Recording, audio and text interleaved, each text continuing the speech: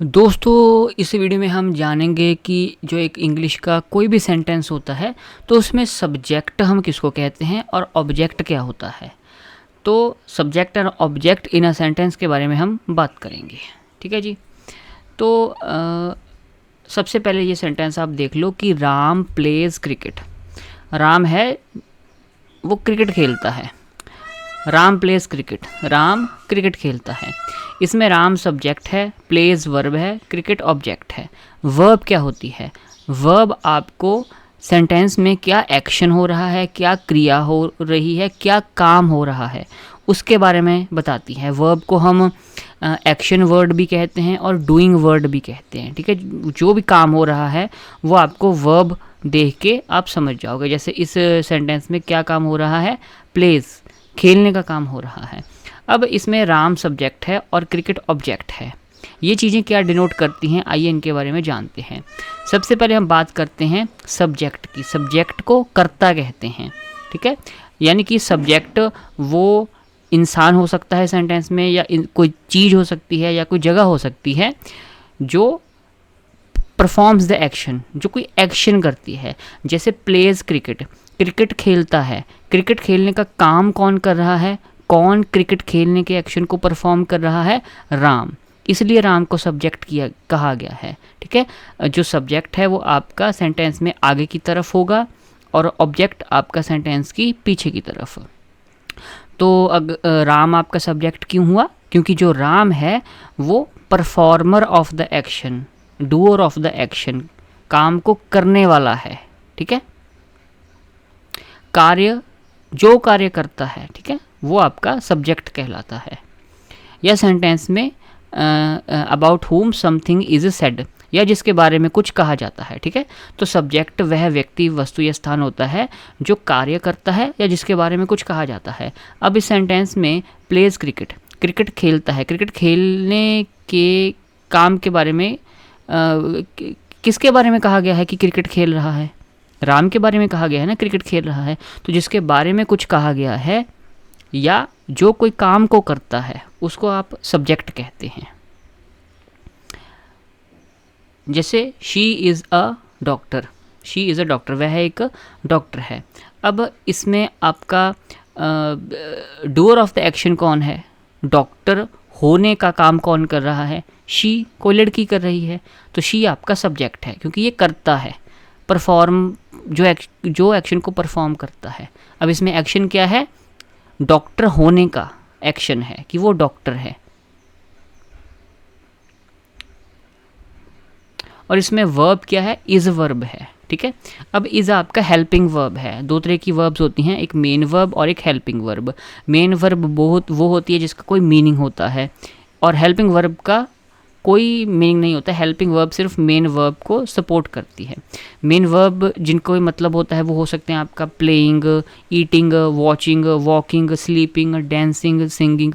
इन सभी वर्ब्स के एक्शंस के मतलब हैं। तो जिन एक्शंस के मतलब होते हैं वो आपके मेन वर्ब होते हैं, और हेल्पिंग वर्ब का आपका कोई मतलब नहीं बनता। इसका क्या मतलब है? हेल्पिंग वर्ब में आ जाते हैं is, am, are, was, were, has, have, had, will, shall. ठीक है, ये सब कुछ। तो ऑब्जेक्ट क्या होता है?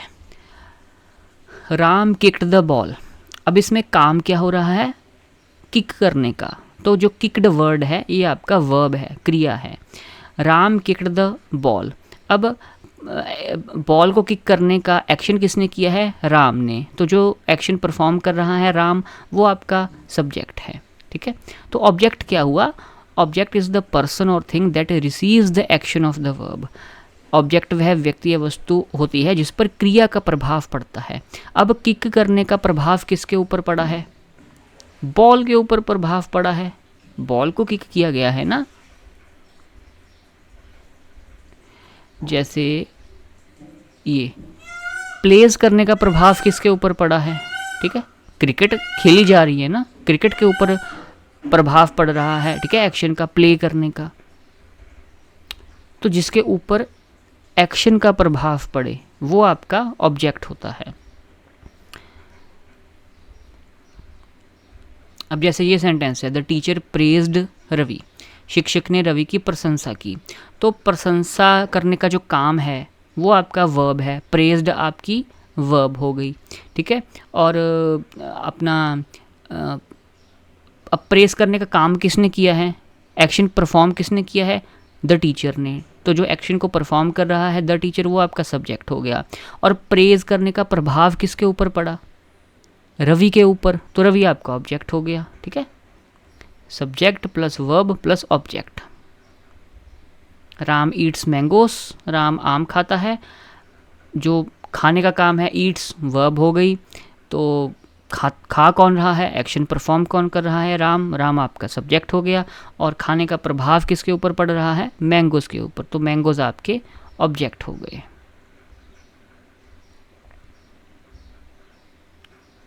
ठीक है, इसको आप ये याद रख लो, ठीक है। कि अगर आपको कभी भूल जाए या आपको ये समझ नहीं आ रहा कि सेंटेंस में सब्जेक्ट क्या है, ठीक है, या ऑब्जेक्ट क्या है, तो आप 2 क्वेश्चन पूछना। सबसे पहले सब्जेक्ट पता करने के लिए आप क्वेश्चन क्या पूछोगे, हु डज़ द एक्शन, कि वाक्य में जो भी काम हो रहा है उसको कर कौन रहा है। जो भी आपको जो भी काम करेगा वाक्य में, ठीक है, जो भी एक्शन को परफॉर्म करेगा, उससे आपको सब्जेक्ट पता लग जाएगा। और ऑब्जेक्ट ढूंढने के लिए आप क्या क्वेश्चन पता करोगे कि on whom the action is done, किस पर एक्शन का प्रभाव पड़ रहा है, या what is the action done, या काम क्या हो रहा है।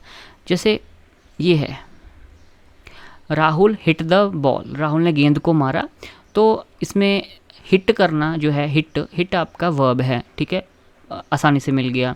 तो मान लीजिए मुझे सब्जेक्ट और ऑब्जेक्ट नहीं पता, तो सब्जेक्ट पता करने के लिए मैं क्वेश्चन पूछूंगा कि हु हिट्स द बॉल, गेंद को कौन मार रहा है, या एक्शन कौन परफॉर्म कर रहा है गेंद को मारने का, राहुल, तो राहुल आपका सब्जेक्ट हो गया। अब ऑब्जेक्ट मैं कैसे पता करूँगा कि अपना जो क्रिया है, जो वर्ब है, उसका इफ़ेक्ट किसके ऊपर पड़ रहा है, या हिट किसको किया जा रहा है, गेंद को, तो बॉल आपका ऑब्जेक्ट हो गया, ठीक है जी। तो जो सब्जेक्ट है वो होता है काम करने वाला, परफॉर्म जो करता है एक्शन को, doer of the action. Object आपका होता है जिस पर काम होता है, यानी कि ऑब्जेक्ट होता है जिस पर वर्ब का इफ़ेक्ट पड़ता है, और वर्ब आपका काम होता है, क्रिया होती है, ठीक है जी। तो आई होप आप अंडरस्टैंड कर पाए होंगे इंग्लिश के जो बेसिक फंडामेंटल्स हैं ग्रामर के, उसके ऊपर पूरी प्लेलिस्ट का लिंक आपको इस वीडियो के डिस्क्रिप्शन बॉक्स में मिल जाएगा। आप इस चैनल को सब्सक्राइब कर सकते हैं। Thank you very much.